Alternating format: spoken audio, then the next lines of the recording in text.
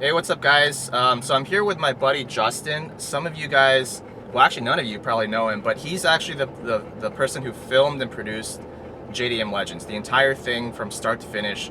All I had to do was drive and present in that video, which was really weird for me. And we're just gonna go for a drive with my dog Macy in the back and talk about some of the things that went well and didn't go so well, and areas of improvement for our next video. So we actually filmed JDM Legends on August 26th, I think it was. So this is well over, like, almost 3 months ago. So it took quite a while to get the final video out to production. But I mean, I think I was really pleased with how it came out. What are your thoughts on it? I think the production quality is definitely there. I think one thing that was a little bit lacking is, like, somehow, like, the way the video was compressed, it kind of made some of the colors and things not look as good as it could have been. Yeah, I mean, definitely part of it had to do with the lenses I use. So because of the kind of stuff that I normally shoot with manual lenses. So some of the stuff was a little bit out of focus. And then we had just dealing with the varying light conditions.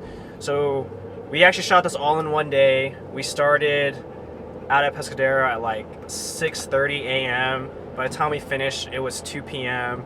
So kind of trying to color grade my best to get it to all kind of match somewhat. But the lighting was really weird, and then the way the light shone through the trees made it really hard to manage the, like, exposure and everything. Yeah, I mean, the GoPros could only keep up with could only adjust so quickly. We didn't have any, like, internal lights.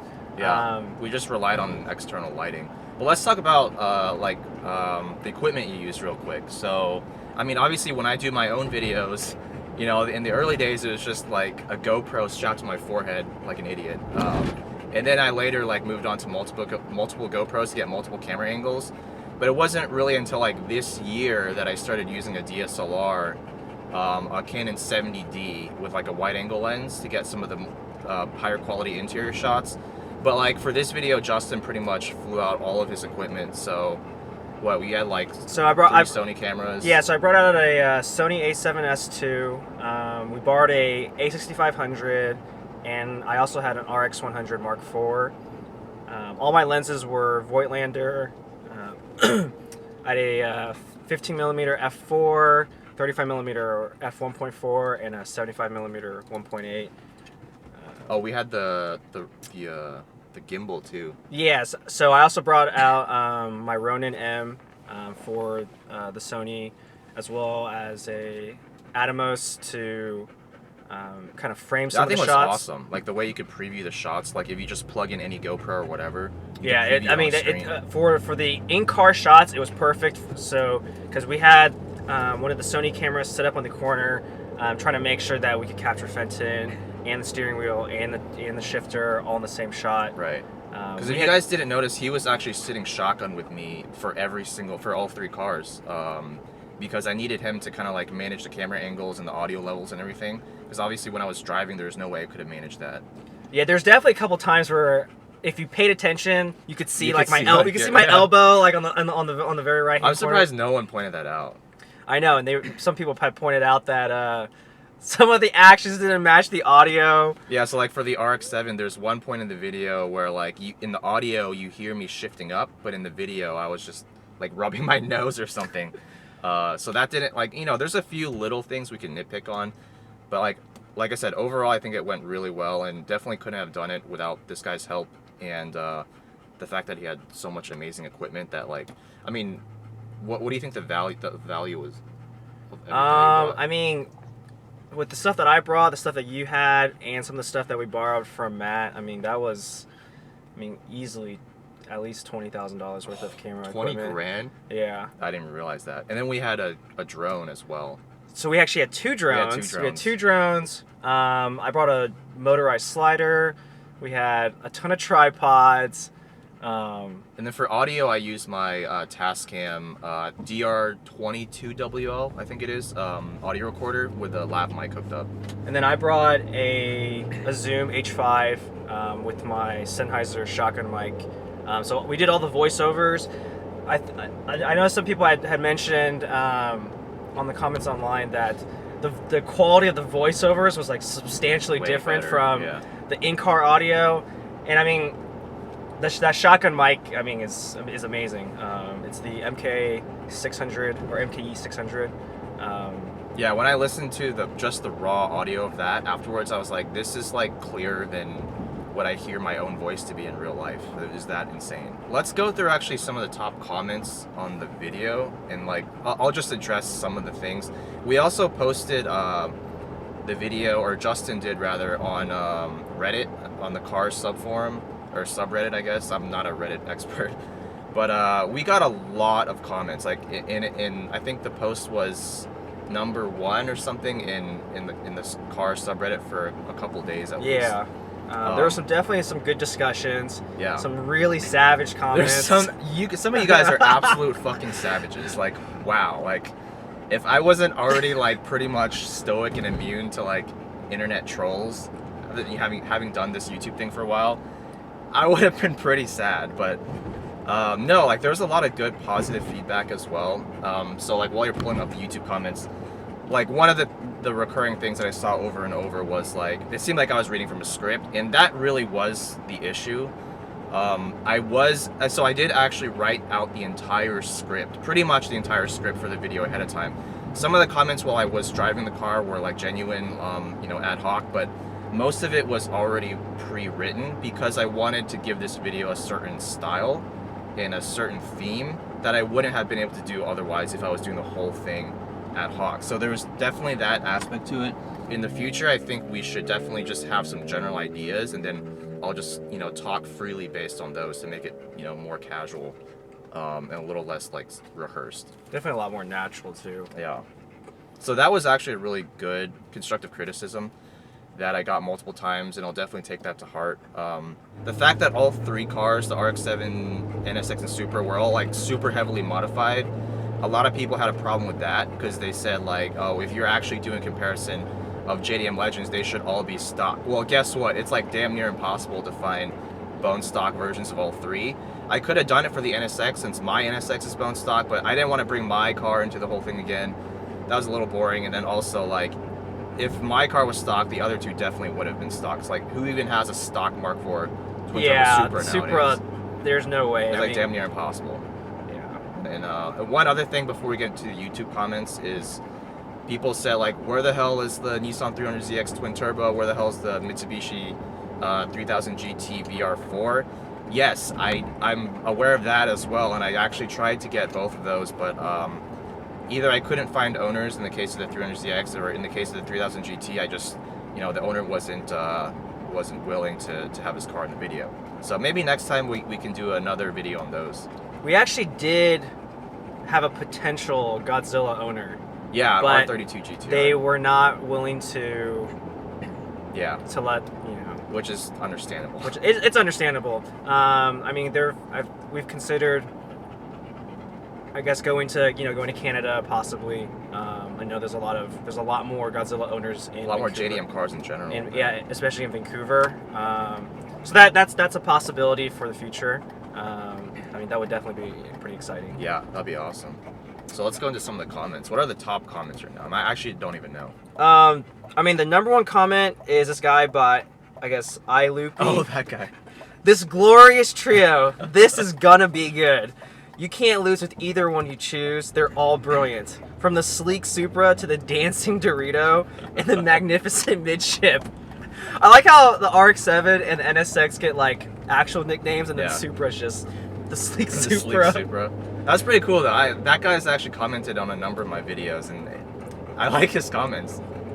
The next comment's this guy from RevMatch TV. Awesome, that guy, awesome work on this video. You went all out on this one. It shows.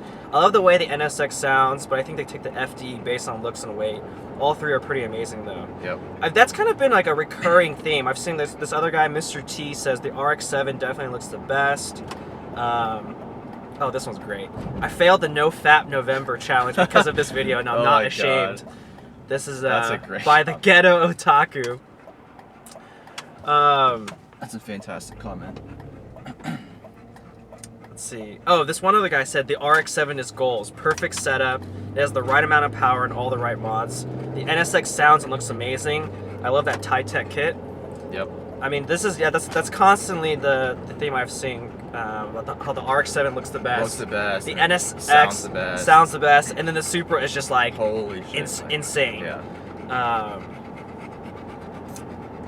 A couple people caught that AE86 at the end. Yeah, which is that was just like a little a cameo that I wanted to make with my buddy Matt's AE86, and I don't know if you guys noticed, but like in the drive-by shot at the very end, like all three cars were going like at a fairly modest speed, but I was driving the 8.6, so I was just like, dude, I'm gonna go really fast and make it look like I'm catching up.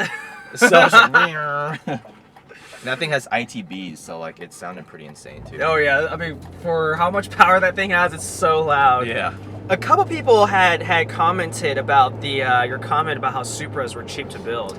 Yes, that's a great point, and I want to address that right now. So, I mean, I don't know what the actual number is, but to make it like a 1,000 horsepower car, it's not cheap. But what I meant to say was relative to making big power in the RX7 and the NSX, it is way cheaper to do so in the Supra. I think my friend Boris with the 700 horsepower Supra once said that, it costs $500 to make, I don't know, like 400 or 500 horsepower in a Supra. Whereas, in an NSX, just to make 400 horsepower with a supercharger kit, you're really looking at like at least 10 grand, if not more. In an RX7, I don't know how much those cost to make big power, but the rotary's it's not really capable of like 1,000 horsepower at least, without ridiculous modification. So that's what I meant by that. I think another thing is when you look at other, like let's take like some of the American cars for example. If you want to drop in 1,000 horsepower, those engine blocks were not designed to hold that that kind of power. So you're going to spend a lot more money on reinforcing the block to add all that forced induction compared whereas with the Supra. The block is ridiculous. Mo was like, yeah, I just switched out the turbo and called it a day. Put some E85 in there and it made the cooling up to par and everything, and boom, like 800 horsepower easy. That was a good point. I should have put a disclaimer on that. It's not cheap, it's just cheap relative to the other two cars. See, Yun Unemployment said, I can never get over the sound of that 2J. Just beautiful. Yep, pretty much. That was the first time I've ever been in a car with actually, right? That was the first time I had been in the RX-7, the NSX, and the Supra. Yeah. I've never been in any of those, and to have my first experience be in those cars, it's completely changed like my perception. So what were your thoughts as a passenger? So because we filmed the RX-7 first, and then we did the Supra, right? Then we did the Supra, then we did the NSX. So what did you think? The RX-7 had easily the best seats. With those bucket seats, I love them. Recaros, right? But I remember like that was so when we were driving, because of like how the car handled. That thing was, I was like being thrown around in my seat, but like being held at the same time. Yeah. I got so motion sick. I got pretty car sick. Because the RX-7 was on stock Öhlins suspension, which I don't know if you guys know, but like out of the box Öhlins is a very street-focused coilover setup. So it's like it has a lot of body roll. It's not that stiff. So in the corners, you do get thrown around quite a bit. Yeah, if it wasn't for the seats, I probably would have thrown up. Yeah. But I love how the seats like really gripped, and when I was sat in the NSX and the Supra, that was definitely something I missed. Mm-hmm. The Supra was just nuts. The Supra was just nuts, man. I was gonna shit my pants. Like there were so many times where I was pressing really hard against the footwell because I'm just like, oh my gosh, like we're gonna die. Because I remember there's one part in the video itself where we're doing like a third gear pull on a straight, and you just hear someone going, "Oh shit!" That was him, not me.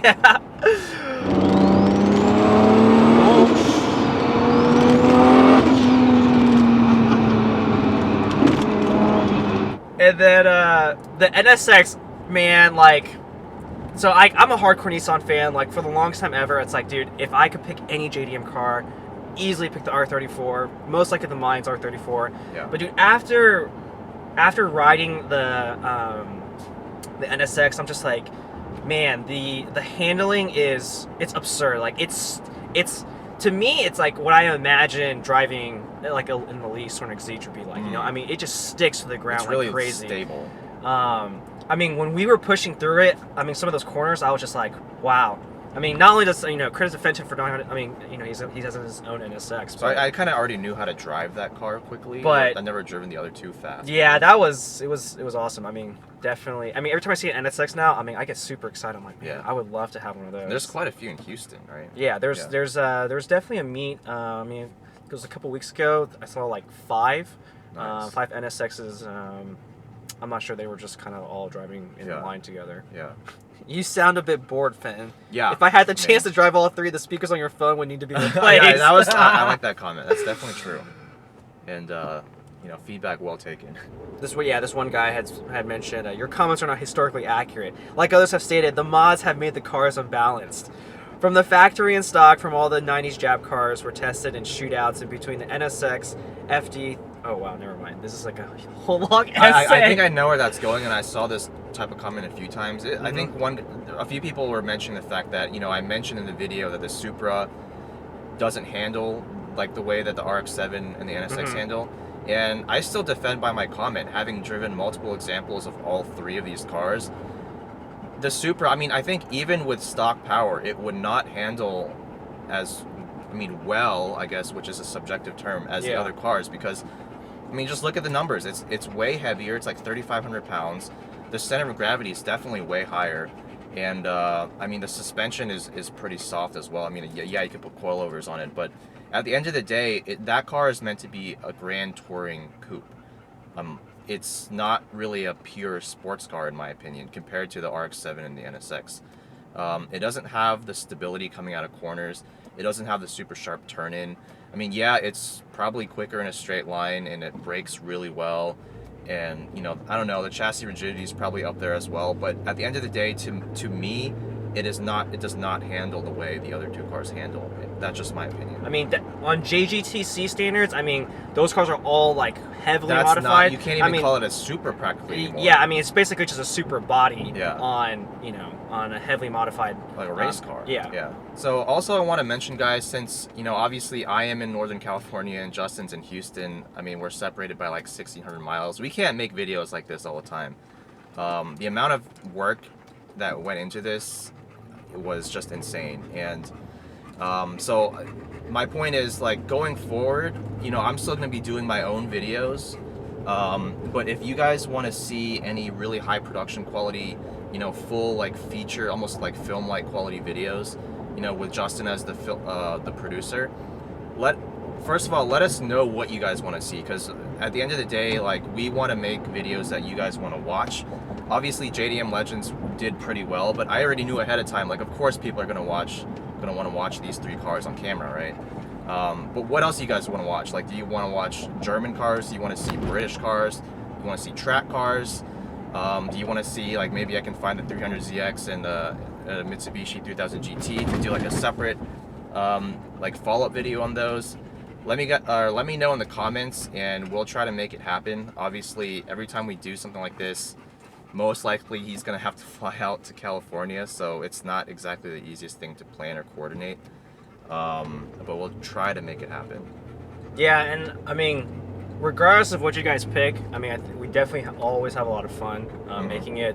I know Fenton has a blast driving the cars. I'm too scared to drive the cars, but I love just having the opportunity to sit in them. Yeah. And then being able to just like film, basically like these perfect representations of these vehicles. I mean, it's always fun. Awesome, right? Yeah. It's awesome. And another thought is we could actually reach out to some local shops in the area. I don't know, like Sharkworks or something, and see if we can do some videos with them, maybe at the shop, and then do a couple of features on their cars as well. So that's another option. So at the end of this video, I'm actually gonna just post some of the raw like driving footage from JDM Legends, because obviously, like, the way that Justin edited the video is in such a style that it was a little more cinematic, a little less focused on the actual driving footage. So I'll throw some of that in there just for you guys to enjoy. Last but not least, a huge thank you to the owners of the three cars, Mo with the Supra, Taylor with the RX-7, and Jami with the NSX. I mean, they really came through like last minute, pretty much, because I mean, Justin and I had been planning this video for like what, like probably 4 or 5 months. Yeah. And man, like it was hard to get all of these 3 cars with owners who were willing and able to meet all in the same day for the same amount of time. And like you guys really pulled through last minute, so thank you guys so much. I couldn't have asked for better examples as well for each of these 3 cars, and all the owners were like true enthusiasts and really modified their cars and knew everything about their cars, and you know, gave me the breakdown of everything before I even started driving them, and that really, I think, came through in the video. And also, of course, thank you big time to all the subscribers and all the viewers out there. I got a pretty decent spike in subscribers in a couple of weeks following JDM Legends. So I think, you know, it's a step in the right direction. I do want to make definitely more videos like this in the future. I think you guys will see, most likely, I'm still kind of on the fence about this, but my core content is probably going to become a little bit more casual. And what I mean by that is, you know, in the past I used to have like all these different GoPros set up and like do a full like driving video, like, you know, sometimes 10-15 minutes. I'm going to try to do a little bit more casual content going forward, at least mix some of that in, because those videos actually take a lot of time to edit and film and set up, just because there's so many camera angles involved. And now that I've actually moved to a Sony RX100 5, that's going to be my main shooter now, and like you guys will see for yourself in the near future.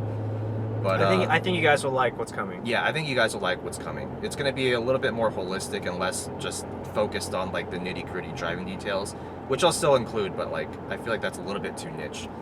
But anyways, guys, thanks for the support as always, and we'll see you guys next time. Peace.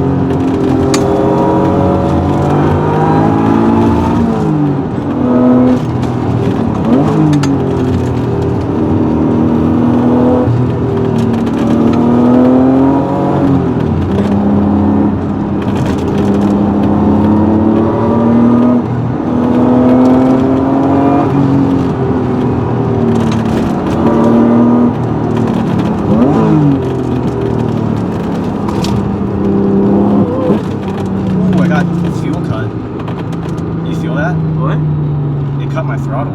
Oh, really? You feel that? When... Just now? Yeah.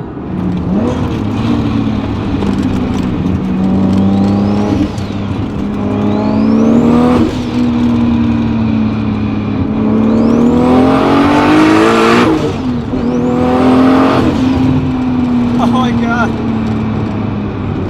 This is stupid. Why do you need to go this fast?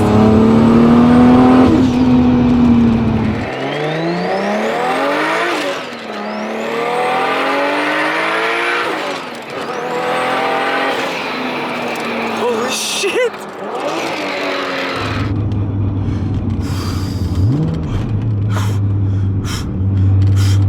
Let me slow my heart rate down.